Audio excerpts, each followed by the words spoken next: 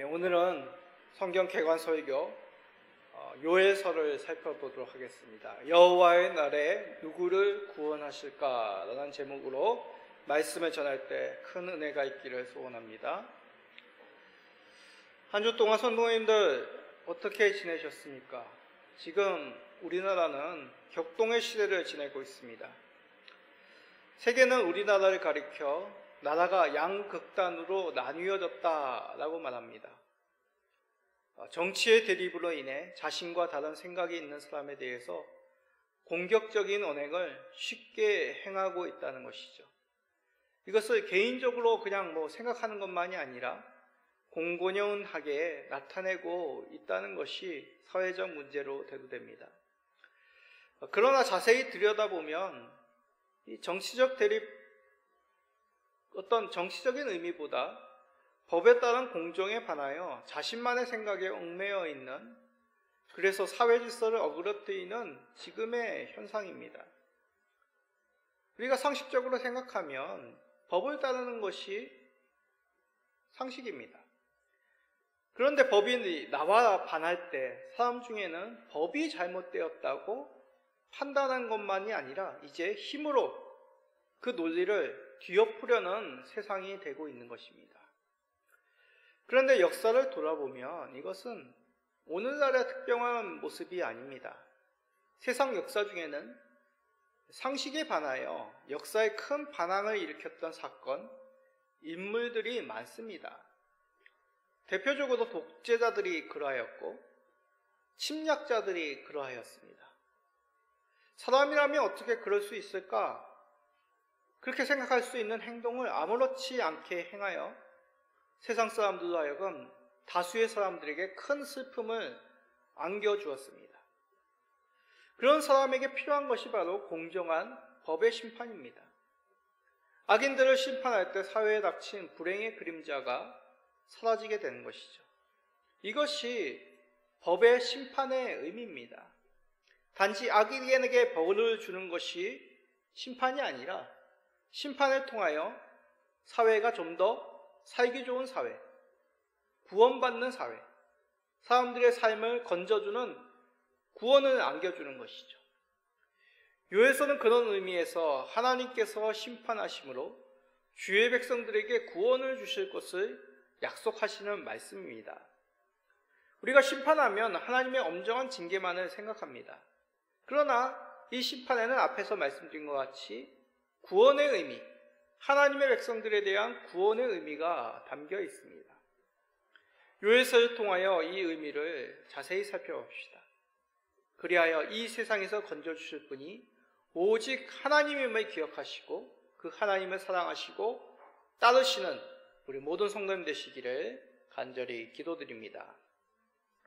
자, 오늘 살펴볼 요엘서, 이 요엘서는 기록자가 당연히 요엘이겠죠.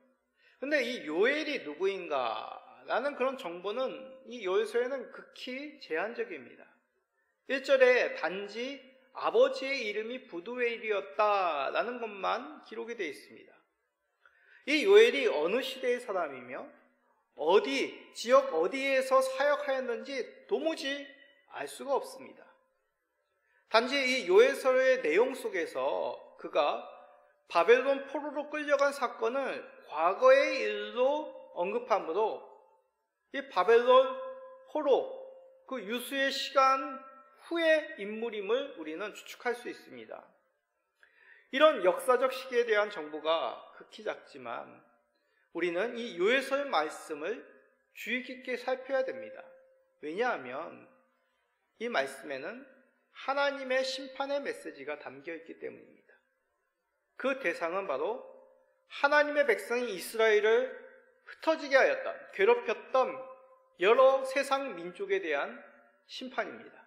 자, 요엘서 3장 4절을 읽어봅시다. 드로아 시돈과 블레셋 사방아, 너희가 나와 무슨 상관이 있느냐? 너희가 내게 보복하겠느냐? 만일 내게 보복하면 너희가 보복하는 것을 내가 신속히 너희 머리에 돌리리니. 드로아 시돈 블레셋은 이스라엘 변방에 있었던 민족들입니다. 이스라엘은 북이스라엘 아수르에게 멸망당하고 남유다는 바벨론에 의해 멸망당했습니다. 그런데 자세히 역사를 들여다보면 아수르, 바벨론만이 아니라 주변의 여러 민족들, 대표적으로 방금 언급하였던 드로아, 시돈, 블레셋도 이스라엘을 침략하였고 약탈하였고 학살하였습니다. 아수르와 블레셋의 강대한 민족의 이스라엘이 나라가 무너졌는데 그 틈을 타서 이 이스라엘 땅을 침범하여 약탈과 살인을 했다는 것이죠. 사실 요에서만이 아니라 다른 선지서에서도 드로아, 시돈, 블레셋, 그뿐만이 아니라 에돔 족속, 암몬 족속, 그리고 여러 애굽 족속, 여러 족속들에 대한 하나님의 심판의 메시지가 선포됩니다. 이들은 하나같이 이스라엘에게 포악으로 행하였고 자신들은 하나님이 감당하지 못할 그런 민족이라고 교만함을 드높였습니다. 이스라엘 백성은 사륙하고 재산을 빼앗고 자녀를 끌어다 노예로 팔았던 것이죠. 그런데 하나님은 이들의 폭력을 잊지 않으신다고 말씀하십니다. 그리하여 그들에게 보복하실 것이라, 이런 예언의 말씀을 요엘에게 하신 것이죠. 이는 역사에서 흔히 발견되는 민족과 민족과의 다툼, 민족과 민족과의 어떤 침략의 의미가 아닙니다. 하나님의 백성에 대한 세상의 심판, 하나님께서 그것을 간과하지 아니하시고 보복하실 것이라는 심판의 메시지인 것이죠.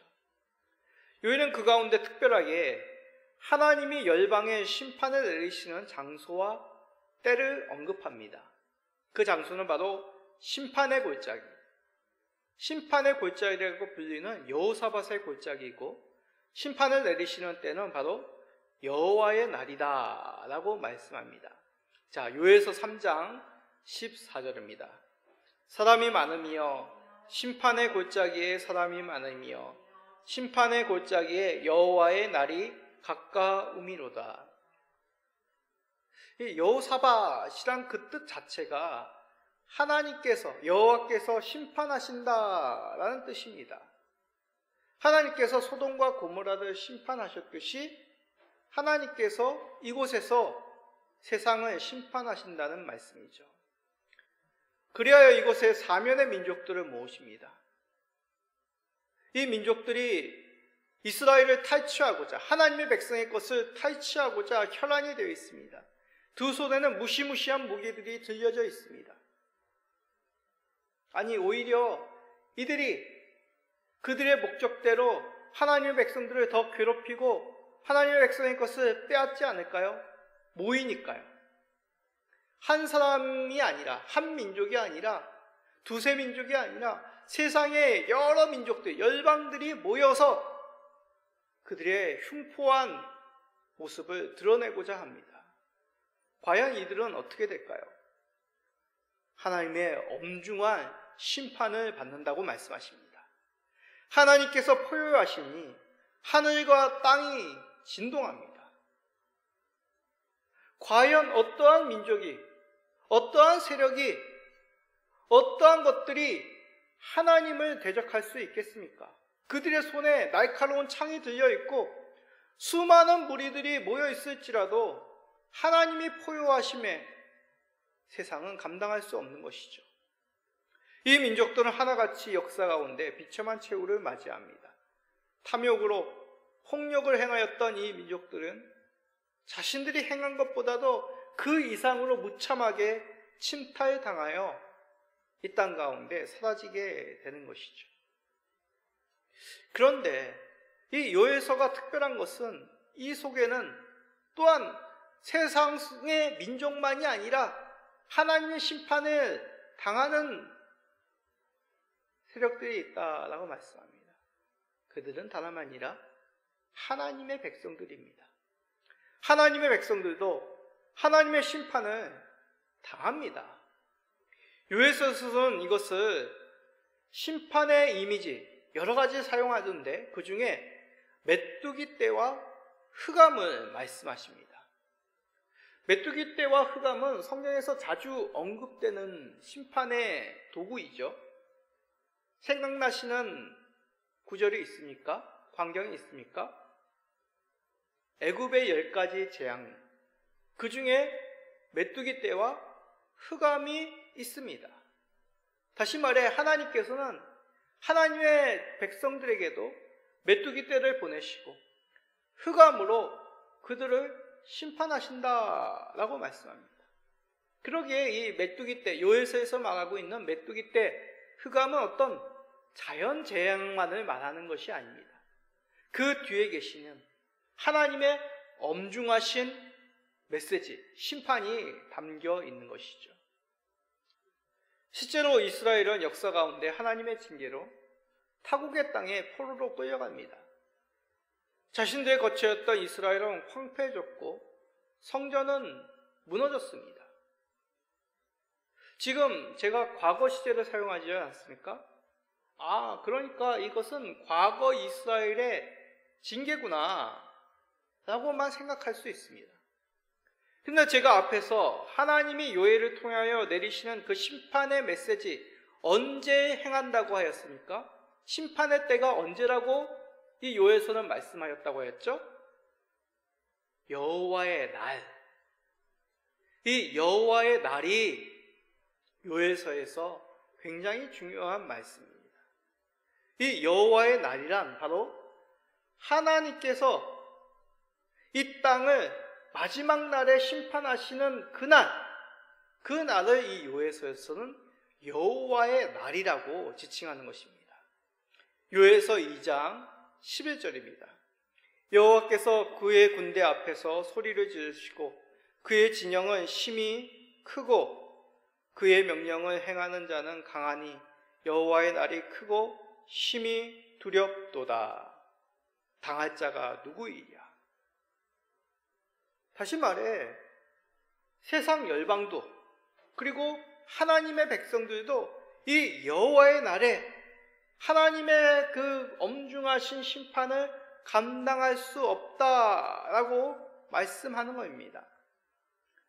하나님께서 여호와의 날에 이 심판의 장소, 하나님의 심판이 나는 그 여호사밧 골짜기, 하나님의 심판의 골짜기에서 그 엄중한 두려운 심판을 행한다는 말씀이죠.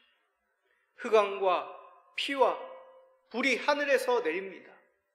여태까지 한 번도 본 적이 없는 그 엄중한 심판이 마지막 날 하나님이 최종적으로 이 땅을 심판하시는 여호와의 날에 내리신다고 말씀하는 것입니다.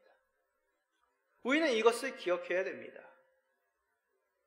세상을 심판하시는 하나님, 그 가운데도 우리도 있음을 기억해야 됩니다. 우리라고 하나님의 심판을 피할 것이라고 생각하십니까? 하나님의 불꽃 같은 눈으로 우리를 살피시고 우리를 심판하시는 하나님입니다.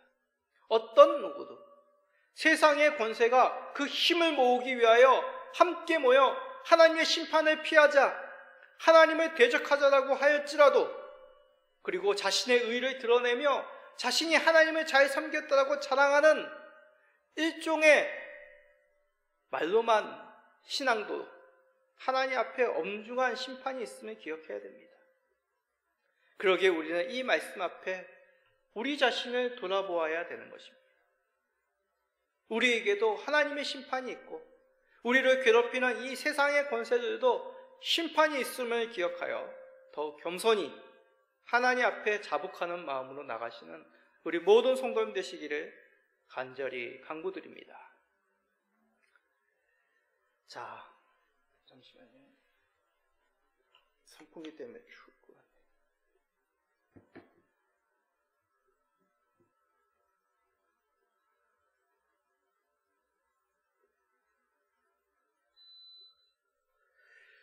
이 심판의 메시지를 통해서 우리가 알아야 할 사실이 무엇일까요? 하나님은 이렇듯 자기 백성이나 세상이나 심판하는 두려운 하나님이시다? 이것을 요엘을 통하여 말씀하시는 것일까요? 반만 맞습니다. 하나님은 공의의 하나님과 더불어서 우리에게 잊지 말아야 될 하나님의 섭리를 우리에게 들려줍니다.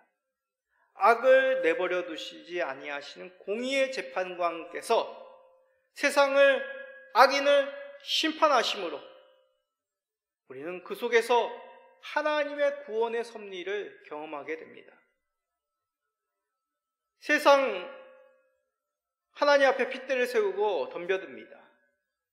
그런 세상 속에서, 악인들이 의인을 공격하는 이 세상 속에서 공정한 심판이 있어야지 그 악인들의 손에서 벗어날 수가 있는 것입니다.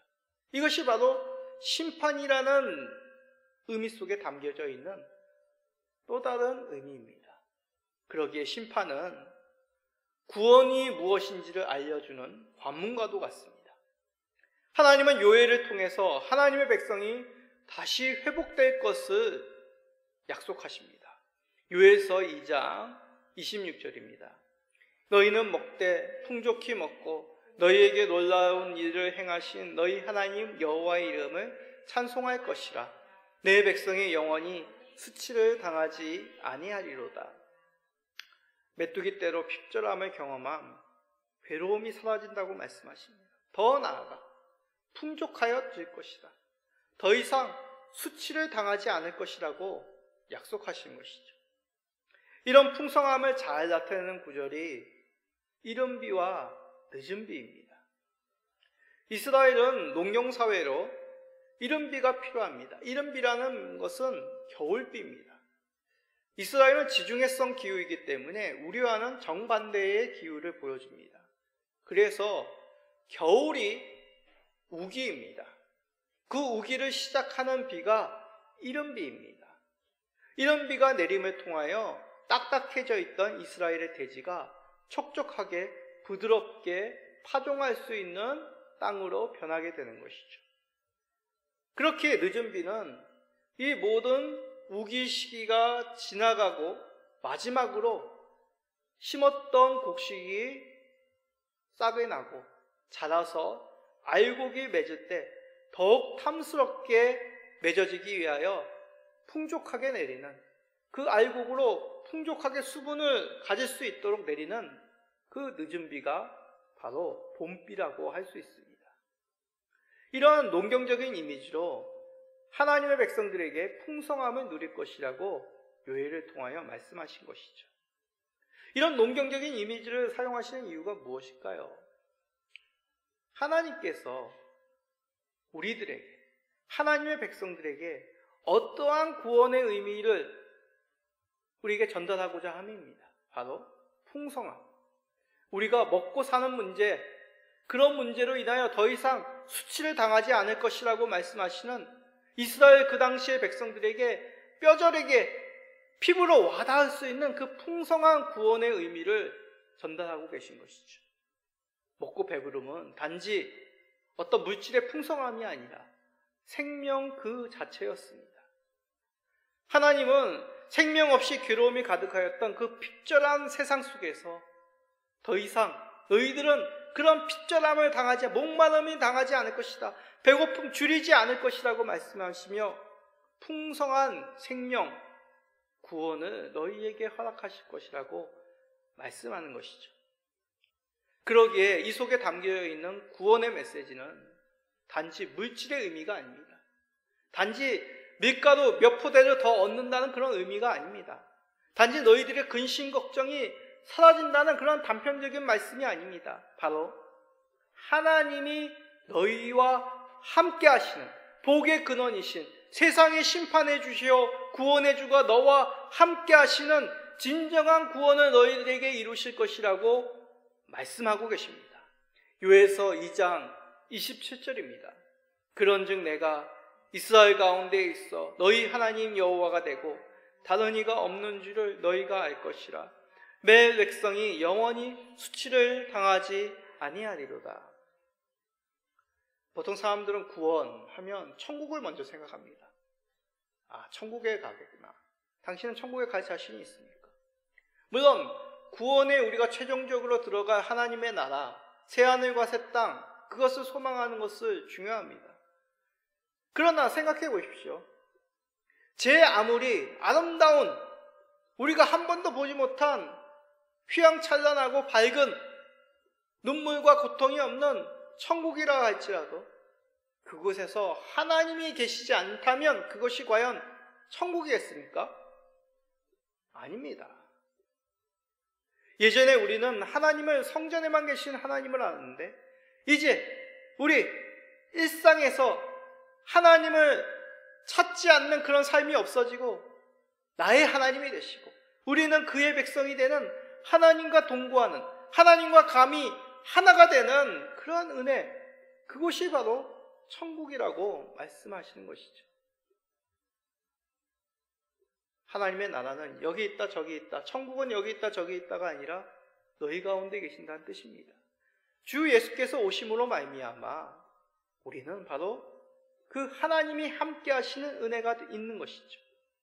그래서 우리 주 예수 그리스도를 뭐라고 얘기합니까? 임마누엘 주라고 말씀하시는 것입니다. 감히 죄악으로 말미암아 심판받을 우리가 하나님의 처소가 되고 하나님이 함께하는, 하나님이 성육신하여서 말씀이 우리 가운데 함께하는 그 은혜가 바로 구원이라는 것이죠. 요한복음을 통하여 이렇게 말씀합니다. 요한복음 1장 14절입니다. 말씀이 육신이 되어 우리 가운데 거하시네. 우리가 그의 영광을 보니 아버지의 독생자의 영광이요 은혜와 진리가 충만하더라. 우리 예수님께서 이 땅에 오신 것은 관념이 아닙니다. 그냥 너희가 하나님이 함께 하신다는 것을 그냥 머릿속으로 생각하고 그런 어떤 이상적인 그런 마음의 평정을 얻는 것을 얘기하는 것이 아닙니다. 하나님이 친히 그 말씀이 인격으로 오셔서 우리와 함께 하심으로 우리에게 더 이상 목마름이 없는 그 생명의 은혜, 그 풍족함의 은혜가 예수 그리스도로 말미암아 이미 성취되었습니다. 이것이 진정한 구원의 의미입니다. 우리 하나님께서는 요엘을 통하여 그날이 올 것이다. 여호와의 날, 심판의 골짜기에서 엄중한 하나님의 심판이 있을지라도 그곳에서 하나님께서는 세상은 하나님을 대적하는 자들에게는 엄중한 불의 심판이오나 예수 그리스도 그분을 믿고 의지하는 자들에게는 구원, 영원히 목마르지 아니하는, 영원히 핍절하지 아니하는, 수치가 물러가는 진정한 생명의 심판이라고 우리들에게 약속하고 계신 것입니다.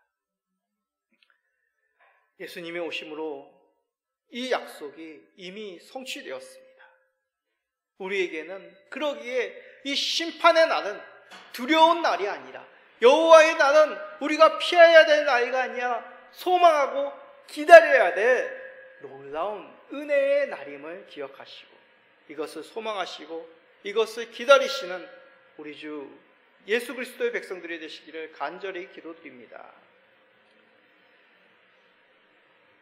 그런데 여기서 우리는 조금 더 깊은 질문을 가져야 합니다. 그런데 하나님께서 자기 백성을 구원하시는데 왜 그러실까? 왜 세상을 심판하시고 그의 백성들은 구원으로 인도하실까? 이러한 구원의 교리는 다른 종교, 세상 사람들에게 참으로 이기적인 종교다, 편파적인 종교라고 오해를 살 만한 내용이기도 합니다. 그럼에도 왜 하나님께서는 자기 백성을 구원하신다는 이 사실을 우리가 놓치지 말고 꼭 붙잡고 있어야 될까요? 요엘서는 이렇게 답합니다. 2장 32절입니다. 누구든지 여호와의 이름을 부르는 자는 구원을 얻으리니 이는 나 여호와의 말대로 시온산과 예루살렘에서 피할 자가 있을 것이며 남은 자 중에 나 여호와의 부름을 받을 자가 있을 것임이라. 이 말씀을 요약하면 여호와의 이름으로 구원하신다라는 그런 뜻입니다. 구원은 하나님께 있다는 것이죠. 많은 경우 사람들은 구원은 받는 사람이 중요하다고 생각합니다. 어떻게 해요? 그 사람 믿음이 있느냐? 그 사람 신앙생활 성실히 했느냐? 그러나 우리가 자세히 들여다보면 이런 모습은 구원을 주시는 하나님에 대한 올바른 반응입니다. 구원을 주심에 대해서 믿음으로 반응해야 되고, 구원을 주심에 대해서 우리는 신실하게 그 구원을 받는, 구원을 누리는, 구원을 선포하는 신앙생활을 살아가야 되는 것이죠. 반응입니다. 믿음도 구원 주시는 하나님의 신뢰의 반응이죠. 그러기에 철저히 구원은 하나님 편에, 하나님이 주신 선물입니다. 하나님께 주권이 있다는 것이죠. 하나님은 자신을 알리시기 위하여, 자신의 영광을 보여주시기 위하여 자기의 백성을 구원하신다는 뜻입니다. 자, 이것을 쉽게 이해하기 위해서 한 가지 예화를 우리가 생각해 봅시다. 물에 빠진 사람을 구해내는 사람을 생각해 봅시다. 이 놀라운 한 사람이 건짐을 받는 이 사건 속에서 핵심은 뭘까요? 물에 빠진 사람을 건져낸 그 사람, 어떻게 그 사람은 용기를 가지고 자기를 희생하여 혹시라도 자기의 생명이 상할 수도 있는데 어떻게 그 자리에 단번에 뛰어들어 저 사람을 건져낼 수 있을까? 우리는 그 건져낸 사람에게 주목합니다. 물론 물에 빠진 사람이, 죽을 뻔한 사람이 다시 살아난 것도 우리가 기뻐하고 그 일로 인하여 참으로 한 사람의 생명이 살림을 받았다는 것에 대해서 우리가 감사할 일이지만, 그 놀라운 기쁨의 사건 속에서 주인공은 물에 빠진 사람을 건져낸 용기 있고 힘이 있는 사람이죠. 그러한 능력을 아낌없이 희생하며 행한 사람, 호의를 베푼 사람에게 우리는 주목을 합니다. 그러기에 구원은 베푼 자에게 있는 것입니다. 마찬가지입니다. 골고다 언덕에서 예수님 곁에 있었던 두 강도를 생각해 보십시오. 우리는 쉽게 예수님의 비난하였던 사람과 예수님을 옹호하였던 이 두 강도들 속에서 하나님께서 예수님을 옹호하였던 강도에게 구원을 선포하심을 보며 저 사람 강도인데, 아니 그 말 한마디에 라고 의문을 가집니다. 그러나 이 사건은 바로 구원의 의미를 잘 보여주고 있는 것이죠. 구원은 예수님께 있는 것입니다. 하나님께 있는 것입니다. 감히 어떻게 우리가 그 예수님을 옹호하며 예수님을 그 자리에서도 주라고 고백하였던 그 강도에게 구원을 선물하였던 예수님을 비난할 수 있겠습니까? 왜냐하면 우리가 바로 그 강도이기 때문입니다. 우리가 만약 구원받는 사람에 의해서 구원은 이루어진다고 말한다면 저와 여러분은 이 자리에 있을 수 없습니다. 여호와의 심판의 날에 우리도 하나님을 대적하는 자들과 마찬가지로 그 엄중하신 심판을 견딜 수가 없을 것입니다. 왜요? 우리는 날마다 실패하고 하나님만을 온전히 붙잡지 못하기 때문이죠. 하나님께 구원이 있기 때문에, 하나님의 자신의 이름으로 신실하게 구원의 선물을 우리에게 베푸시기에 우리와 같은 이 강도와 같은 우리들을 이 얕은 지푸라기 같은 믿음을 통해서도 하나님의 나라에 들이시는 그 하나님의 넓은 인자하신 사랑으로 우리는 감히 하나님 곁에 하나님과 함께 할 수 있는 것입니다. 자기 이름을 위하여 베푸신 예수님을 사랑합시다. 이것을 누가 받을 수 있습니까? 저와 여러분들이 받은 것입니다. 엄중하신 주의 심판의 날, 여호와의 날에 우리가 건짐을 받는다고 약속하십니다. 그러므로 우리는 이제 하나님이 영이 함께하는 주의 처소가 되었음을 기억하시기 바랍니다. 그 유명한 요에서 하면 이 말씀이 빠질 수가 없죠. 2장 28절에 읽어봅시다. 그 후에 내가 내 영을 만민에게 부어주리니 너희 자녀들이 장래일을 말할 것이며 너희 늙은이는 꿈을 꾸며 너희 젊은이는 이상을 볼 것이며. 이 말씀은 우리가 잘 알다시피 오순절 다락방에 제자들에게 임한 성령의 강림의 사건을 보여주는, 예언하시는 말씀입니다. 성령님이 함께하는 은혜가 선포된 것이죠. 그래서 이제 우리는 이 성령님, 하나님의 영이 거하는 처소가 되었습니다. 하나님이 감히 우리와 함께 하시는 그 은혜를 우리가 누리는 시대 속에 살고 있습니다. 이 은혜를 은혜답게 믿는 주의 백성이라면 어떠한 반응이겠습니까?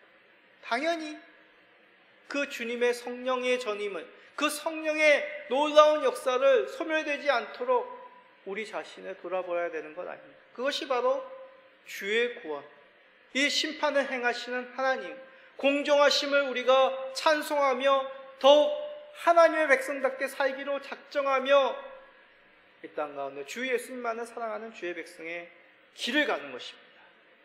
하나님 편에 서는 것, 나를 주의 소유로 드리는 하나님의 자녀의 삶을 사는 것이죠.